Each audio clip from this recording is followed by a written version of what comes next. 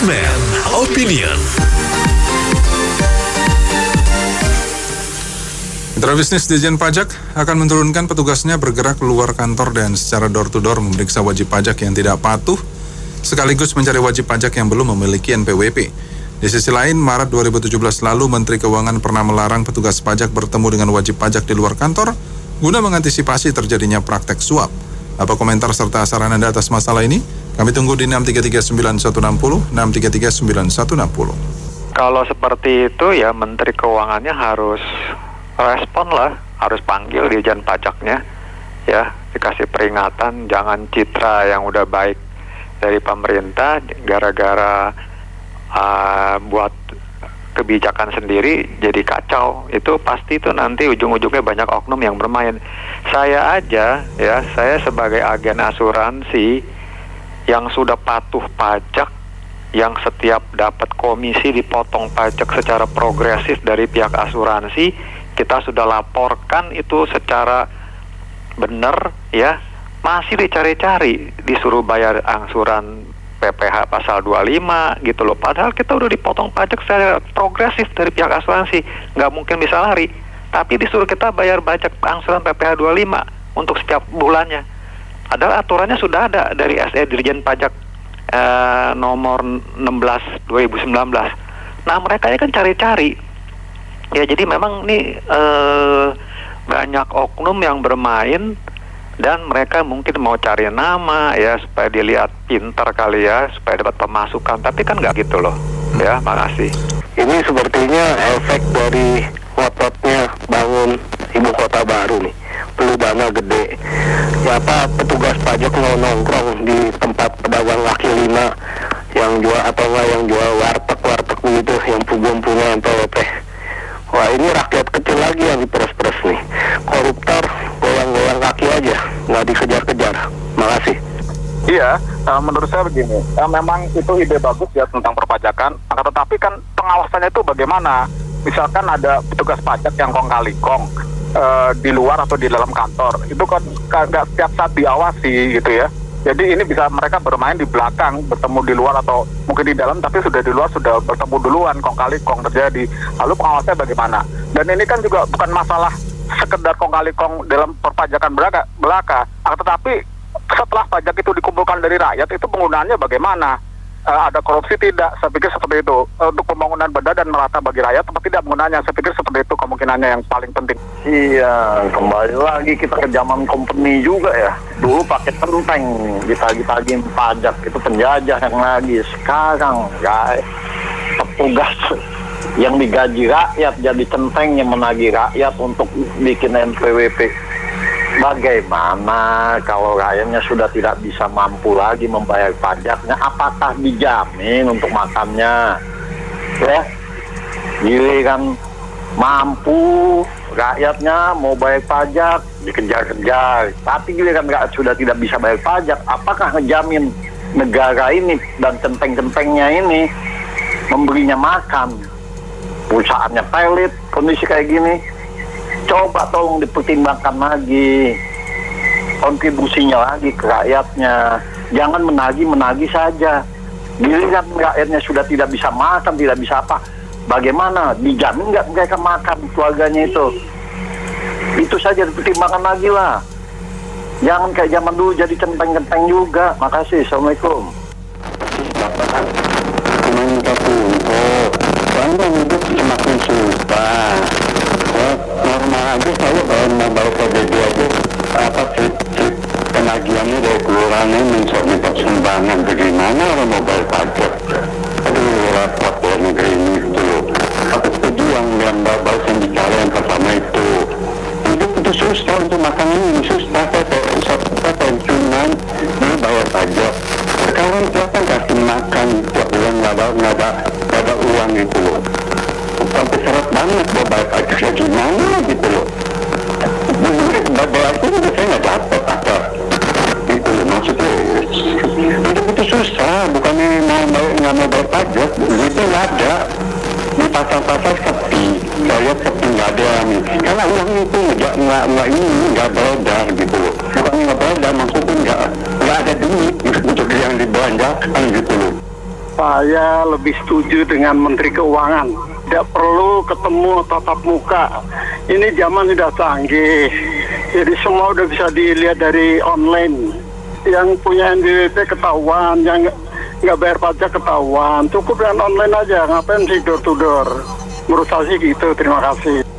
Jadi ini menurut saya kalau jalan keluar untuk mencari yang nakal, oke, saya setuju, tapi mencari yang baru agak sedikit aneh sih. Sebenarnya juga ketemu klien, ketemu orang wajib pajak di luar kantor dari kemudian itu sebenarnya benar juga. Intinya itu sekarang nggak atau di luar kantor aja banyak penyuapan kan. Kalau di luar kantor lebih parah lagi. Maksudnya apa di pajak itu? Mengucap itu diperpanjang nggak sih gitu loh? Ya kan? Yang dulu aja tidak boleh dilarang menteri aja pasti pada ketemu, ya kan? Apalagi sekarang gitu loh. Jadi ini sih boleh bilang sih objek lagi ya petugas ya. Terima kasih. Sebetulnya kalau untuk pajak sendiri itu kan setiap orang yang usia di atas 17 tahun walaupun tidak ada penghasilan memiliki identitas, yaitu KTP atau IKTP. Nah itu bisa disandingkan dengan NPWP. Perkara nanti untuk pajak dan lain sebagainya, nihil dan lain sebagainya bisa diatur. Di sini saya melihat datanya katanya kurang cukup ya, sampai harus terjun ke lapangan. Dan kalau di lapangan sendiri, itu risiko untuk terjadinya negosiasi sangat tinggi. Jadi ini cukup riskan sebetulnya. Kita disadarkan untuk self-assessment. Nah itu yang kita mesti jalankan. Jadi pihak pajak sendiri atau petugas pajak atau bahkan dirjen pajak mestinya lebih bijaksana untuk lebih endorse ke orang-orang yang punya istilahnya kemauan untuk membayar pajak baik dan taat. Nah disitulah mestinya yang harus diperbaikin. Jadi bukan untuk datang untuk berkeliapan untuk hari orang-orang yang belum punya NPWP. Ya menurut saya sih itu udah ngawur. Sekarang dia nggak bisa ketemu WP aja dia ketemu. Wah, apalagi disuruh ketemu. Wah, kalau yang ketemu itu berkompeten. Kalau yang ketemu itu staf biasa itu udah pasti meras. Sedangkan kita ketemu AR aja yang ini ada suka surat nakal mereka bikin. Jadi itu surat diselipin biar supaya kita takut nanti kita datang ke kantor KPP terus kita beresin. Itu mah banyak penjahat, jangan dikira dia lebih bagus online lah daripada dia datang. Udah gila kali Republik ini. Makasih. Saya mau beri komentar, memang itu kalau orang pajaknya di kelapangan itu pasti banyak terjadi kong kali kong atau penyuapan itu. Jadi di satu sisi mereka mencoba memeras dengan menakut-nakuti, dan wajib pajak mau nggak mau ya mesti bayar gitu, atau ada deal-deal kong kali kong. Itu sudah terjadi beberapa kali sebelumnya, zaman-zaman 5-10 tahun yang lalu ya begitu. Ya, tolong dikoreksi aja itu, jangan sampai itu orang pajaknya sampai ke lapangan, itu bahaya itu pasti terjadi kong kali kong itu atau pemerasan itu. Makasih. Ya, pembangkangan seperti yang dilakukan Dirjen Pajak di Indonesia tuh hal biasa. Jadi karena kenapa? Karena atasannya tidak pernah menindak gitu loh. Terus kemudian yang kedua, kalau Dirjen Pajaknya itu seharusnya mereka punya data kok. Saya pernah baca di Kontan waktu teks amnesti, Bu Sri Mulyani bisa keluarin data berapa artis yang tidak punya NPWP, berapa anggota DPR yang tidak punya NPWP, notaris dan semua yang tidak punya NPWP. Beliau tahu mana yang punya NPWP dan tidak setor, beliau tahu. Jadi sesungguhnya orang pajak tuh tahu. Jadi tinggal telusuri aja dari situ, ngapain ketemu muka seperti nangkap maling. Memangnya pengusaha baik kecil atau besar itu adalah maling semua. Terima kasih. Terus terang saja masih setuju dengan kekhawatiran yang dulu ya. Belum tepat lah, menurut saya tidak tepat seperti itu. Akan terjadi ya itu tadi kong kali kong dengan petugas pajak. Sudah dipastikan itu akan terjadi ya. Saya kira demikian. Terima kasih.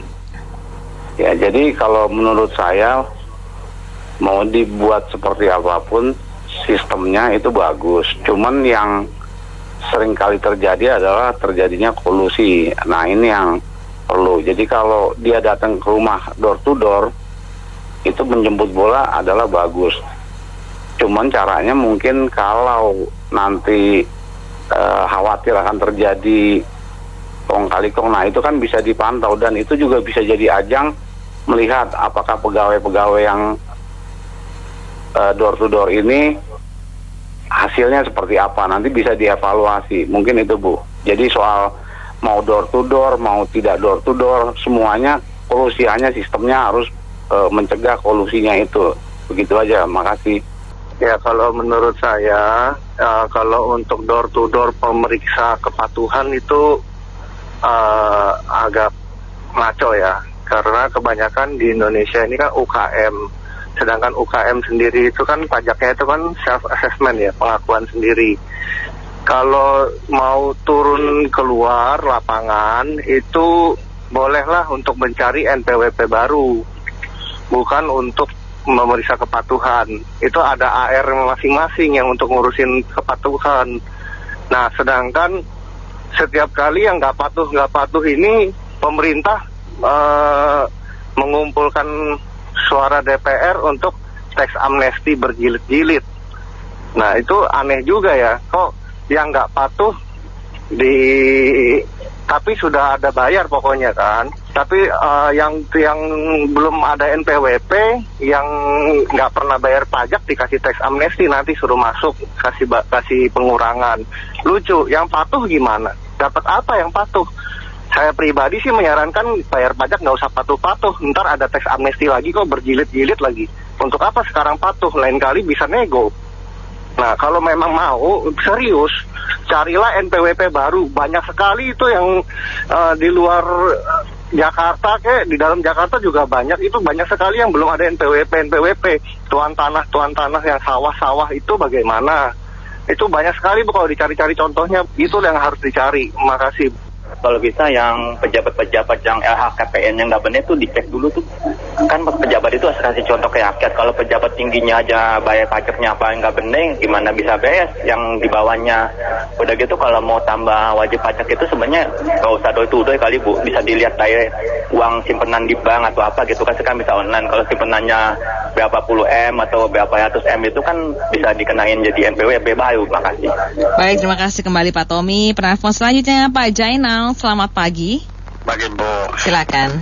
Ini pemerintah itu kan harus bekerja sama biar masyarakat itu cinta NKRI. Kalau nggak cinta kan dia bayar pajak itu nggak sayang. Tapi pemerintah juga harus tahu, nyadar kita iuran dia bulan itu gunanya itu yang benar, jangan diambur-amburin. Kita cari uangnya kan capek juga. Makasih. Kalau menurut saya sih jangan ya kalau door to door, karena yang pertama masa pandemi ini yang kalau bisa dikurangilah ketemuan secara fisik. Tapi yang lebih parah juga sih ya itu dia benar, kalau misalnya door to door ketemu orang langsung itu potensi untuk ada suap, ada korupsi, ada nepotisme dan yang lainnya itu makin banyak. Dan sekarang kan juga semuanya udah digital. Jadi kalau misalnya mau narik orang untuk cari atau mempunyai NPWP, ya udah setiap dia mau ngapain disyaratkan aja NPWP-nya, kan udah pasti orang itu akan buat gitu. Dan sementara untuk pemeriksaan pajak ya kalau menurut saya sih semuanya lebih baik di online kan saja, karena mengurangi potensi KKN dan juga ya lebih aman gitu, tidak kontak fisik. Itu aja, makasih. Saya setuju untuk tidak tatap muka karena permasalahan yang ada di lapangan, jika ada kesalahan bukan hanya mestinya diharuskan menjadi perbaikan atau menjadi dibantu, tapi malah sebaliknya mereka membuat satu ilustrasi sendiri yang ujung-ujungnya adalah perdamaian gitu. Terima kasih. Saya menyambut baik kebijakan ini. Kenapa? Karena dengan begitu saya bisa bekerja sama dengan orang pajak untuk membohongi negara. Ya, jadi ini kebijakan yang aneh. Di mana-mana di seluruh dunia orang pajak tidak boleh datang. Harus kita bikin laporan online. Ini kok malah diberi kesempatan. Ada sesuatu yang salah dengan kebijakan. Terima kasih. Ya, ini jelas ini memberikan peluang pada wajib pajak maupun petugas pajak untuk melakukan kong kali kong atau lain-lainnya. Dan ini sangat-sangat bertabrakan atau berlawanan dengan semangat daripada Ibu Menkyu kita, bahwa bagaimana caranya supaya menghindari pertemuan antara petugas dengan WP sehingga mengurangi atau bahkan meniadakan kemungkinan untuk kerjasama. Jadi saya pikir ini Ibu Sri mungkin belum dengar kali ya. Ya, mudah-mudahan 2 hari lagi beritanya Ibu Sri langsung veto cara ini. Saya pikir itu yang akan lebih baik. Jelas-jelas ini kemunduran.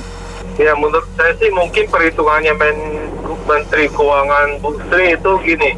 Sekarang kalau nggak diuberin door to door atau masuk ke lapangan, mungkin dia cuma dapat anggap 500 gitu ya, yang target dari itu pajak itu. Nah, kalau diturunin, dia mungkin turunin tim mungkin bisa dapat 1.000 gitu.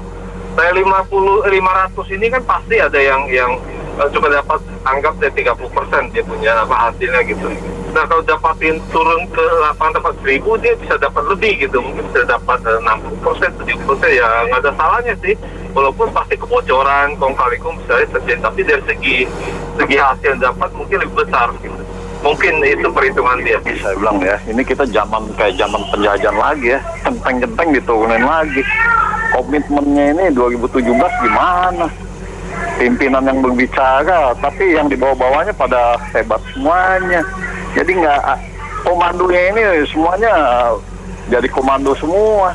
Jadi unsur pajak ini kan selain daripada unsur disiplin, ada unsur kemampuan administrasinya, Pak, gitu. Jadi pengusaha-pengusaha kecil, terutama UMKM itu, seperti kita, kadang tidak mengisi pajak karena formulirnya itu juga cukup, buat orang awam ya, cukup rumit. Jadi saya pikir selain daripada tahap penertiban, jika tim pajak turun ke lapangan itu lebih kepada pembimbingan sih, Pak. Bagaimana membimbing mengisi formulir-formulir pajak yang relatif rumit buat pengertian orang awam. Jadi pajak itu bisa dilakukan dengan fun, dengan paham, dan juga dengan disiplin, begitu ya. Terima kasih. Baik, terima kasih Mitra Bisnis telah bergabung dalam Businessman Opinion. Saya Fahmi Andrian.